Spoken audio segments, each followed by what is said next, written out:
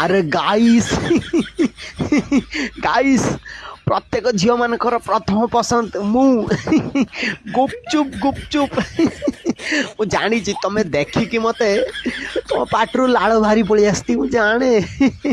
ଶଳା ଦିନ ଥିଲା ମୁଁ 10 ଟଙ୍କାରେ 10ଟା ମିଳୁଥିଲି କିନ୍ତୁ ଏବେ ଏବେ ଶଳା 10 ଟଙ୍କାର 4ଟା।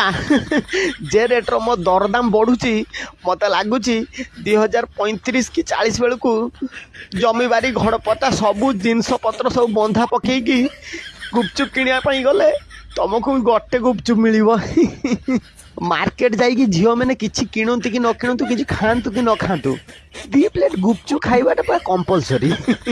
2 ପ୍ଲେଟ୍ ଗୁପଚୁପ ଖାଇବେ, ତାପରେ ପୁଣି ଗୋଟେ ଶୁଖିଲା ଗୁପଚୁପ ନିଶ୍ଚୟ ଖାଇବେ। ସେଟା ତାଙ୍କର ମୌଳିକ ଅଧିକାର, ସମ୍ବିଧାନରେ ଲେଖା ହେଇଛି। ମତେ ନେଇକି ଝିଅମାନଙ୍କର ସବୁବେଳେ ଗୋଟିଏ କମ୍ପ୍ଲେନ୍ ଯେ ଗୁପଚୁପରେ ଲଙ୍କା କମ୍ ଅଛି।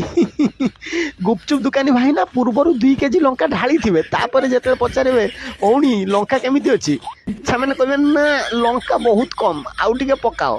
କେଜାଣି କେମିତି ଝିଅମାନେ ଏତେ ଲଙ୍କା ଖାଇକି ସହିପାରନ୍ତି। ମୋତେ ଲାଗୁଛି ସକାଳୁ ପାଇଖାନା ସେମାନେ ଷ୍ଟ୍ରଗଲ୍ କରୁଥିବା ଝାଡ଼ା ଫେରିବା ପାଇଁ।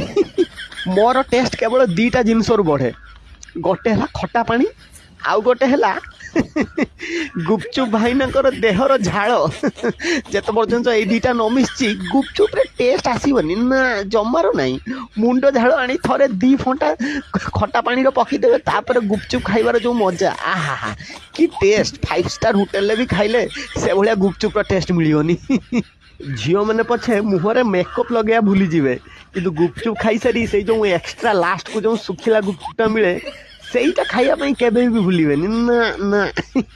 ଆଉ ଗୁପଚୁପ ଦୋକାନୀ ହେଉଛି ଏମିତି ଗୋଟେ ଲୋକ ଯାହାକୁ ଝିଅମାନେ ସବୁ ୱେଟ୍ କରିଥାନ୍ତି। ଖାଲି କ'ଣ ୱେଟ୍ କରିଥାନ୍ତି, ତା ପଛରେ ଗିନା ଧରି ବୁଲନ୍ତି।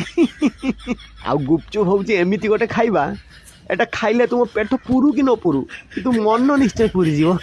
ମାନେ ସୁନ୍ଦରୀ ଝିଅକୁ ଦେଖିଲେ ଆଚ୍ଛା ଆଚ୍ଛା ଲୋକମାନେ ସବୁ ଭୁଲି ଯାଆନ୍ତି, କିନ୍ତୁ ଆମ ଗୁପଚୁପ ଭାଇନା ତାଙ୍କ ଚାରିପଟେ 1000 ସୁନ୍ଦରୀ ଝିଅ ରହିଲେ ବି ତାଙ୍କ ଗୁପଚୁପ ଗଣିବାରେ କେବେ ମିଷ୍ଟେକ୍ ହେଇନାହିଁ ଆଜି ପର୍ଯ୍ୟନ୍ତ ନା ନା।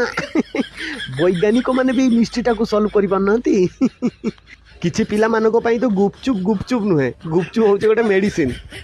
ମାନେ ପେଟ ଗରମ ହେଇଛି, ଆସ ଗୁପଚୁପ ଖାଇବା। ଦେହ ଭଲ ନାହିଁ, ଆସ ଗୁପଚୁପ ଖାଇବା। ମାଣ୍ଡୁ ଛାଡ଼ି ପଳେଇଛି, ଆସ ଗୁପଚୁପ ଖାଇବା। ମାନେ ଗୁପଚୁପ ନା ଏଇଟା ମେଡ଼ିସିନ, ଏଇଟା ହେଉଛି ଗୋଟେ ଇମୋସନ୍।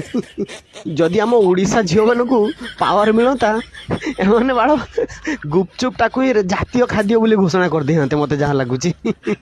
ଆଉ ତମ ଏରିଆର 10 ଟଙ୍କାର ଗୁପଚୁପ କେତେଟା ମିଳୁଛି ଟିକେ କମେଣ୍ଟ କରିକି ଲେଖ।